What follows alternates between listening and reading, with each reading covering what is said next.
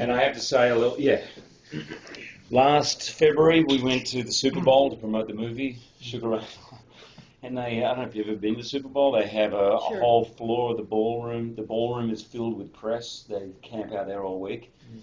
And you go around, I mean, there's the biggest football stars around, and you go around with Sugar Ray and you see these guys just turn into mush, right? They turn into like little kids. He's unbelievable. I mean, he helped me so much from the boxing, mentally, what it's like to be a boxer. A lot about, I was trying to trace through what it'd be like for someone like Charlie, whose livelihood has always been boxing. It's the only thing he knows, you know. And I always thought of Charlie not educated in any way. He's like, what a kid who thankfully found boxing at the right time. Otherwise, he would have been in jail, and that was his life. And now it's rendered useless. He's been discarded from that, and he's trying to make a living in this new kind of world, the only world he knows. But I said, what's that like, you know? And I said, you know, when you were champion of the world, what's it like when you give it up? How do you find that? What happens? And he talked about the sacrifices he made as a boxer, you know, family-wise, the loneliness sometimes being a boxer, the difficulty of being out. He talked about being a corner man, you know, which is essentially what my part is. And he really gave me a lot of golf, pure golf.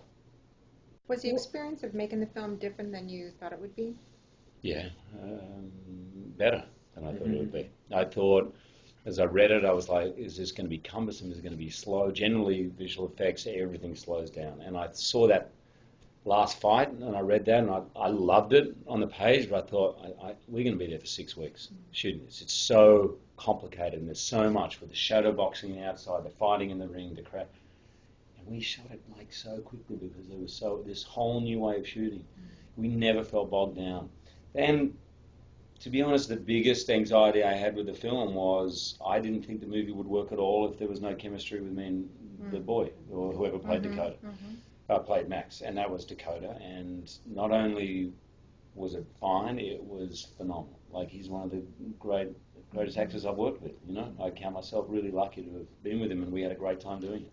And Sean became one of my closest friends, you know, and that's rare, you know. He's a great director. So when did you know, or did you ever feel that this project was special? Probably 2 or 3 weeks in. We didn't shoot and then continue. We didn't really shoot the fighting sequences. There's big fighting sequences to the end.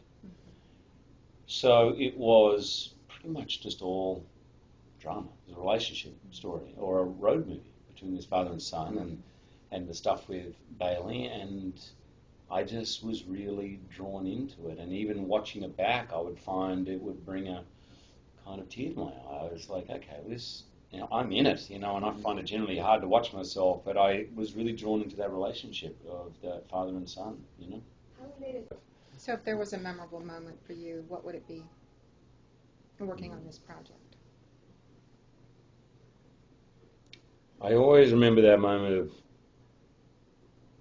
standing with Sean at the monitor, watching Dakota in that final scene. And it's in slow motion in the film, but when we were shooting live, obviously not slow motion. So where he's watching Adam and he's scared, and then also he looks over at Charlie, his father, and you just see I was already kind of in love with this kid, you know, Dakota. I had such affection for him, and his tear rolls down, and all of us were just like, because it crystallized to me what this movie's about. You know, in a way, everyone's trying to, this kid is putting all his hopes into Adam, but really what he wants is a dad. And he sees his father come into life in that moment, and it melts him. You know, and I'll never forget that moment. It was great. Was this a massive PR publicity tour, but worldwide and international publicity? So what's next for you as far as... I'm going to Broadway to do a one-man show for 10 weeks. Do some real sweating, although this room is hot, by the way. I know. And then I go and do the movie version of Les Miserables, the musical, with Tom Hooper's directing, Russell Crowe, myself, and I can't tell you who some of the others are, unfortunately. It's very close. I think it'll come out tomorrow. And then Wolverine, an eclectic year ahead.